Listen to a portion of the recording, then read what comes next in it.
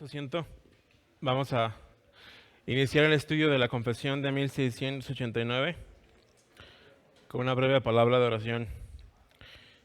Señor Santo y bendito Rey de Gloria, te rogamos que condesciendas con tu iglesia, Señor, que hoy nos llenes de dones, Señor, esos mismos que Cristo ganó en su humillación, para llevarte a muchos hijos en gloria. Te rogamos que nos muestres esta gloria, Señor, que hoy obre, Señor, a pesar de nuestras torpezas, Señor, y de la mía en especial, y que nos permitas contemplar a Cristo. Te lo pedimos en su nombre. Amén.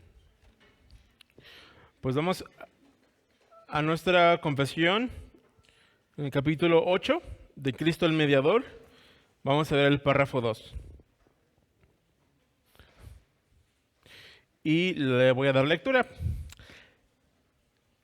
El Hijo de Dios, la segunda persona en la Santa Trinidad, siendo Dios verdadero y eterno, el resplandor de la gloria del Padre, consustancial con aquel e igual a Él, que hizo el mundo y quien sostiene y gobierna todas las cosas que ha hecho, cuando llegó la plenitud del tiempo, tomó sobre sí la naturaleza del hombre, con todas sus propiedades esenciales y con sus debilidades concomitantes, aunque sin pecado. Siendo concebido por el Espíritu Santo en el vientre de la Virgen María, al venir sobre ella el Espíritu Santo y cubrirla el Altísimo con su sombra, y así fue hecho de una mujer de la tribu de Judá, de la simiente de Abraham y David, según las Escrituras. De manera que dos naturalezas completas, perfectas y distintas se unieron inseparablemente en una persona, pero sin conversión, composición o confusión alguna. Esta persona es verdaderamente Dios y verdaderamente hombre, aunque un solo Cristo, el único mediador entre Dios y el hombre. Y nuestro párrafo en nuestra confesión está aquí citando o parafraseando otras herramientas que tenemos como cristianos y usamos de ellas para identificarnos como cristianos históricos, reconociendo nuestra catolicidad y ortodoxia. Ahora, ¿qué quiere decir esto? De una forma parafraseada, afirmamos una correcta doctrina bíblica e histórica, confesando que no somos ni la primera ni la única iglesia verdadera. Entendemos que la verdad no nace con nosotros, sino que antes bien ha sido, es y será preservada por Dios. Y para dar un ejemplo, vamos a la carta de Judas, apóstol, y vamos a dar lectura al versículo 3, donde dice la palabra inspirada y autoritativa de Dios: Amados, por la gran solicitud que tenía de escribiros acerca de nuestra común salvación, me ha sido necesario escribiros exhortándoos que contendáis ardientemente por la fe que ha sido una vez dada a los santos. Nosotros confesamos que hemos recibido esta fe preservada por Dios y que esto no nace con nosotros. No somos, como algunas sectas afirman, los primeros en recibir la verdad. Antes bien, somos un testimonio de que Dios ha preservado a su iglesia con pureza doctrinal. Ahora, en este punto, afirmamos una cristología histórica, entendiendo de esta manera que nuestro Salvador vino del cielo a buscarnos. Un libro usa de este título, Del cielo vino y la buscó. Es un libro que habla acerca de teología bíblica. Y bueno, teología bíblica es esta disciplina teológica en donde se considera cada libro de la Escritura para obtener una doctrina correcta de Dios. En esta teología bíblica vemos un panorama de la redención. Hay un cordón escarlata, hay un hilo en cada uno de los libros que va conectando los puntos hasta llevarnos al Calvario y del Calvario a la gloria eterna, misma que solamente está desplegada por medio de Cristo, accesible en Cristo, no solamente en su obra, sino también en su persona. Comienza nuestro párrafo afirmando quién es la persona de Cristo, qué fue lo que pasó cuando Él adquirió nuestra naturaleza. Y para ver el sustento bíblico, vamos ahora a Juan capítulo 17.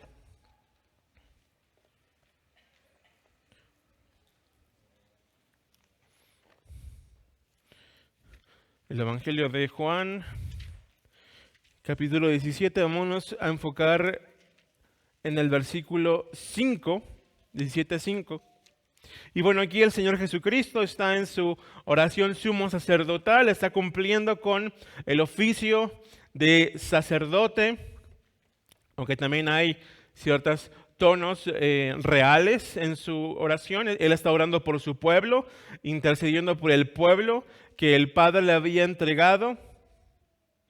Y en esta oración intercesora, en el verso 5 leemos: ahora pues, Padre, glorifícame tú al lado tuyo con aquella gloria que tuve contigo antes que el mundo fuese.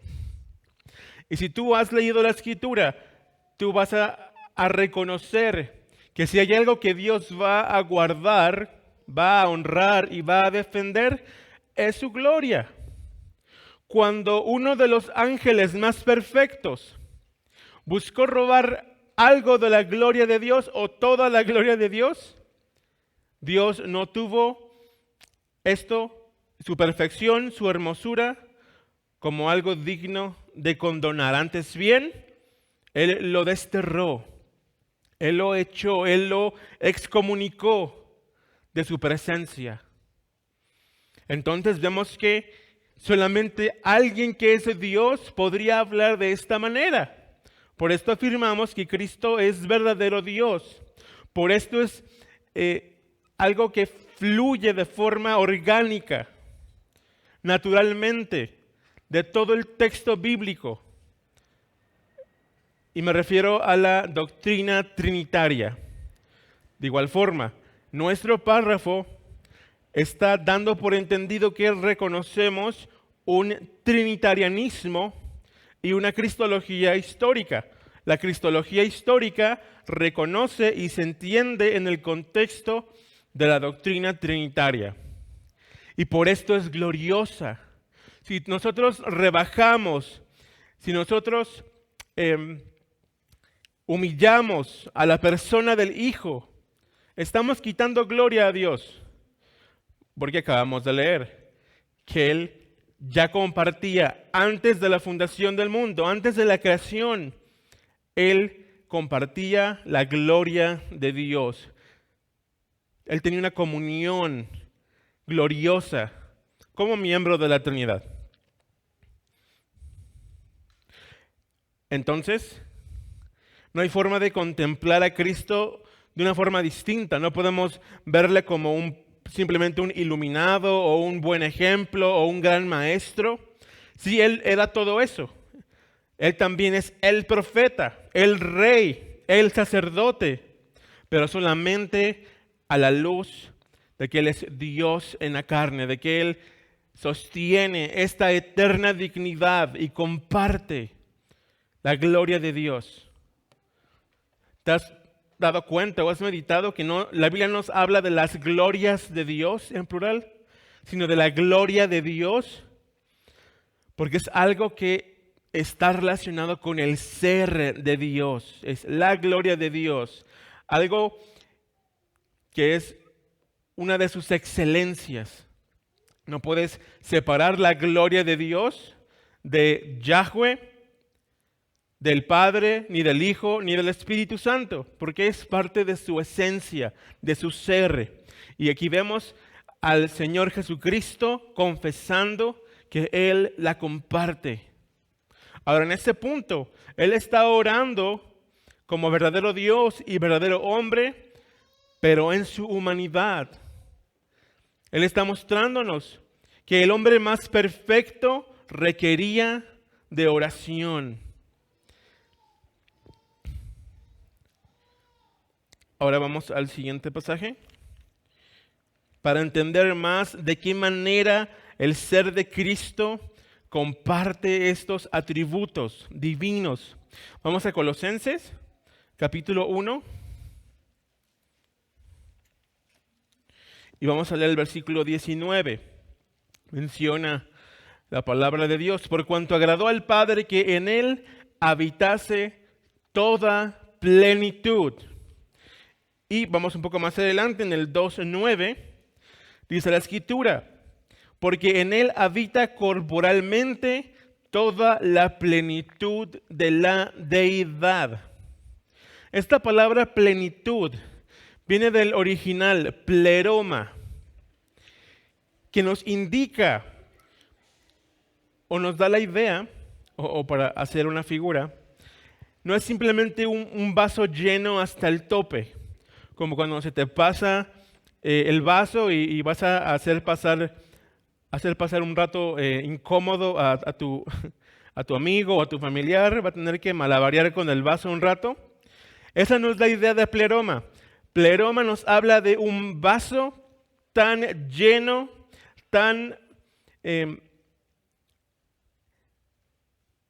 desparramado, por así decirlo, que no se contiene él mismo. Él derrama ya el contenido. Esa es la idea de pleroma. Entonces, vemos que Cristo es el pleroma de Dios. La divinidad en Él es algo tan palpable que se derrama, pero en Él habita. Es por esto que cuando Cristo llega a un lugar, cuando vemos en los evangelios que Cristo entraba, era algo que no podían guardarlo, no podían contenerlo. Cristo tenía que pedirles, no solamente a los hombres, sino también a los ángeles, que fueran prudentes. Pues los ángeles sabían muy bien que estaban delante de su Creador, de la segunda persona de la Trinidad. Y los hombres también notaban que no había algo que ellos hubieran conocido en sus vidas como Él. Él habla distinto, Él se ve distinto, Él es completamente distinto. Y aun cuando alguien ponía su fe en Él y alcanzaba su manto, algo distinto pasaba. Agarré el manto de un rabino, era algo muy usado en la antigüedad, no sé si todavía, pero cuando tú querías obtener algo especial de tu rabino, le agarrabas el manto. Pero cuando alguien hizo eso con nuestro amado Señor Jesucristo, poder salió de Él y sanó a una mujer enferma, muy enferma. Entonces, vemos en todo el testimonio de los evangelios que el pleroma, que la deidad que habitaba en Cristo era algo que desparramaba, por así decirlo. Ahora vamos al siguiente pasaje. Vamos a Juan 1:1 y veamos el prólogo del apóstol, el testimonio del discípulo amado, el testimonio juanino acerca del verbo. Ya esto nos va a conectar con el resto de los pasajes. Dice, en el principio era el verbo, y el verbo era con Dios, y el verbo era Dios. Este era en el principio con Dios. Todas las cosas por Él fueron hechas, y sin Él nada de lo que ha sido hecho fue hecho. Y bueno, Esta palabra y el verbo era con Dios. En el original nos da la idea de alguien que está frente a una persona. Y bueno, el texto griego igual hace un énfasis un poco más marcado. No dice solamente y el verbo era Dios, dice y Dios era el verbo.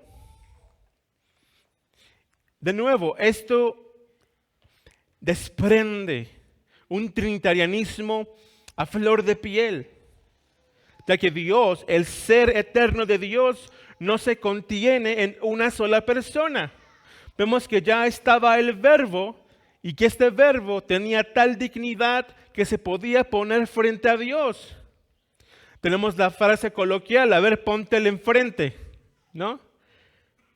Alguien está de bravucón en algún lugar y es alguien fornido, alguien que abusa de sus dotes físicos, y algún debilucho de por atrás empieza a quejarse y le dicen, a ver, póntale enfrente. Hazle frente a este hombre fortachón. A lo mejor vamos 2 o 3, ¿no? Y nos le ponemos enfrente. Bueno, pero cuando se habla acerca del verbo, Él está frente a Dios. Él tiene esta dignidad de estar frente a Él, como cara a cara. Algo que los querubines más excelsos no pueden hacer. Se tienen que cubrir en temor y reverencia a la santidad del ser eterno de Dios. Y el versículo 14, de nuevo nos deja ver ese pleroma, esa plenitud desparramándose del verbo encarnado, del Dios en la carne. Dice, y aquel verbo fue hecho carne y habitó entre nosotros. Y vimos su gloria, gloria como del unigénito del Padre, lleno de gracia y de verdad. Algo incontenible de Dios está en la persona de Cristo. Él vino a darnos toda bendición espiritual. Y esto fue lo que contempló el apóstol. Ahora aquí se usa la palabra unigénito. La palabra unigénito, monogenes, quiere decir que es del mismo género. Nadie puede decirse unigénito de Dios. Aún nosotros, que somos hijos adoptivos, no somos unigénitos. Tenemos nombre de hijos solamente por aquel unigénito que tomó nuestro lugar. Solo Él compartía esa naturaleza con el Padre en el Espíritu. Ahora vamos a Génesis 32. Vamos a ver que esto no es algo novedoso, no es algo nuevo en el canon de la Biblia, en el texto inspirado. Esto ya lo encontramos en las entrañas más profundas de la Escritura. En Génesis 32, 28 al 30.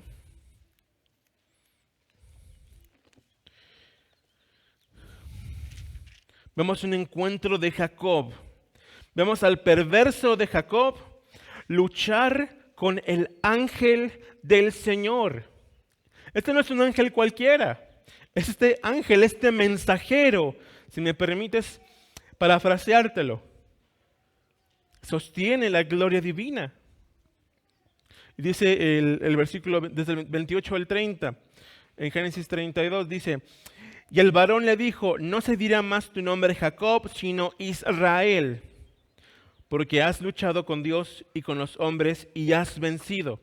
Entonces Jacob le preguntó y dijo, declárame ahora tu nombre. Y el varón respondió, ¿por qué me preguntas por mi nombre? Y lo bendijo allí. Y llamó Jacob el nombre de aquel lugar Peniel, porque dijo, vi a Dios cara a cara y fue librada mi alma. Y cuando había pasado Peniel, le salió el sol y cojeaba de su cadera. Y bueno, pues realmente vemos que Jacob venció porque halló gracia delante de Dios. Fue humillado y halló gracia delante de Dios, pero él tuvo un encuentro con Dios. Él entendía que este mensajero, este ángel, no era como otros ángeles. Este ángel es tan digno que no revela su nombre a la primera ni a la segunda, sino hasta el tiempo indicado conocimos el nombre de tal mensajero del cielo. Vamos ahora a Josué 5, del 13 al 15.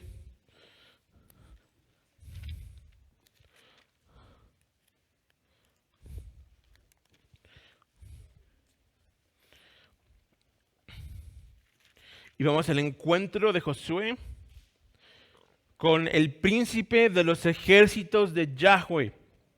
Dice el verso 13, estando Josué cerca de Jericó, alzó sus ojos y vio un varón que estaba delante de él, el cual tenía una espada desenvainada en su mano. Y Josué, yendo hacia él, le dijo, ¿eres de los nuestros o de nuestros enemigos? Él respondió, no, mas como príncipe del ejército de Jehová he venido.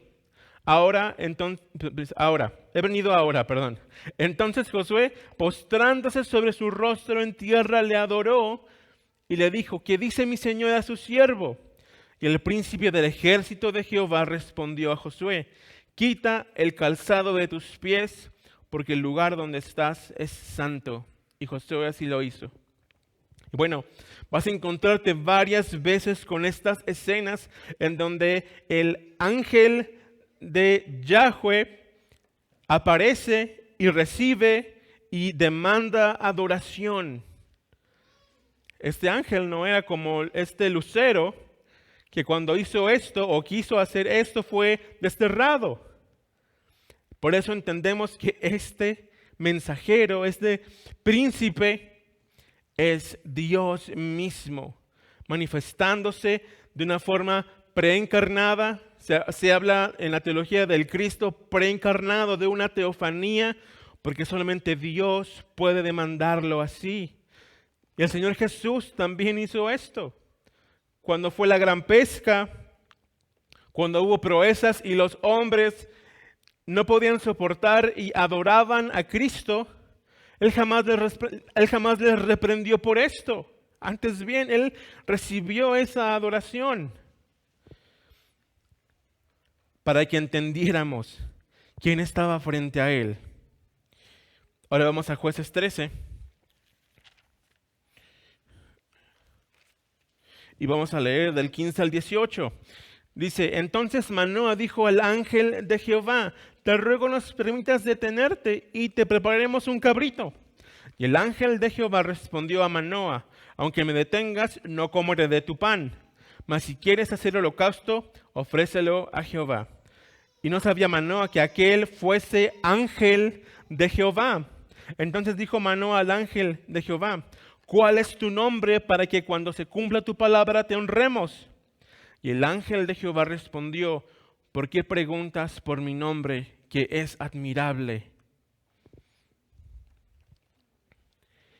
Y hermano,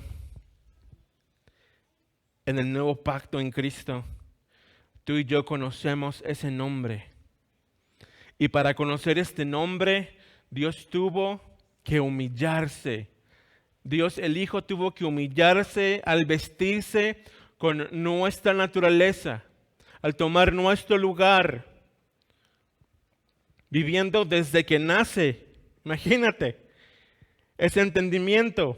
El eterno Dios en Cristo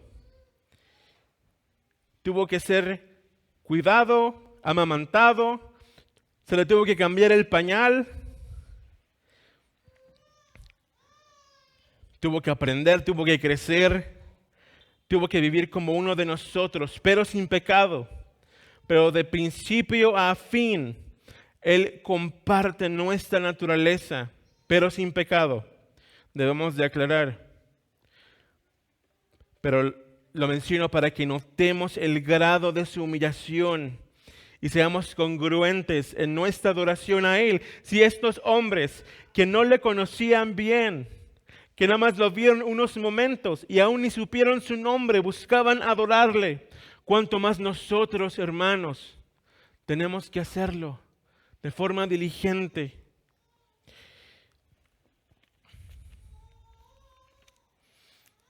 Ahora, debemos de mencionar a María, ya la mencionamos de una forma implícita ahorita, y la única razón por la cual la teología histórica menciona a María es en relación o como un agregado, un apéndice a Cristo. ¿Qué fue lo que pasó con ella? ¿Qué fue lo que ella parió?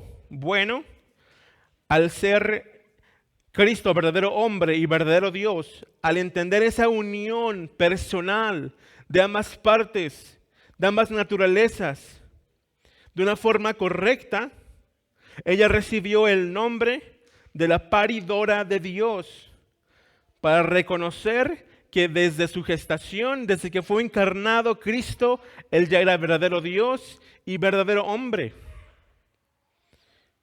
Cuando empezaron a hablar más, fue cuando se desvió el asunto, ¿verdad? Llegando a toda clase de doctrinas torcidas. Pero si tú lees a los antiguos, vas a ver que esta es la única razón por la cual ellos hablan de ella, para honrar a Cristo. Y vemos la profecía de Isaías en el capítulo 7, verso 14. Habla acerca de la Virgen, cuando conciba la Virgen. Pero por el tiempo solo iremos a Miqueas 5, del 1 al 5. Miqueas es contemporáneo de Isaías. Probablemente él conocía la profecía, no estoy seguro. Pero el Señor se dignó en revelar a estos dos hombres la naturaleza de aquel pequeño que nacería de la Virgen, como una señal postrera. No en un inmediato cumplimiento, sino en un cumplimiento futuro, como dice la confesión, en el cumplimiento del tiempo. Y vemos aquí en Miqueas, dice, rodéate ahora de muros, hija de guerreros. No, nos han sitiado con vara e irán en la mejilla al juez de Israel. Cristo, cuando vino y estuvo entre nosotros, fue herido en la mejilla. Él, siendo el juez de Israel, fue herido por nosotros, fue humillado, fue abofeteado, fue aún escupido. Y continúa el texto, pero tú, Belén Efrata, pequeña para estar entre las familias de Judá, de ti me saldrá el que será Señor en Israel. En otras palabras, el gobernador, el soberano de Israel. Y sus salidas son desde el principio, desde los días de la eternidad. Pero los dejará hasta el tiempo que dé a luz la que ha de dar a luz, y el resto de sus hermanos se volverá con los hijos de Israel. Y él estará y apacentará con poder de Jehová, con grandeza del nombre de Jehová su Dios, y morarán seguros, porque ahora se irá engrandecido hasta los fines de la tierra. Y este será nuestra paz. Aquí vemos ya un preámbulo del capítulo 53 de Isaías. Armoniza perfectamente. Nada más que Isaías nos explica qué fue lo necesario de cumplir de este gran guerrero de Israel, de este príncipe de los ejércitos del Señor. Y era el cumplir con nuestra redención, con su humillación, con estos sufrimientos. Y todo esto para llegar a nuestro último pasaje. Hubo muchos pasajes que estoy ignorando, hermanos. Por favor, vayan a ellos en sus tiempos a solas. Valdrá la pena enriquecer este entendimiento de la humillación de Cristo, de cómo el eterno Rey de Gloria tuvo que tomar nuestros harapos, nuestra naturaleza y nuestro pecado para poder ser llamado el único y suficiente mediador. Vamos a 1 Timoteo 2:5.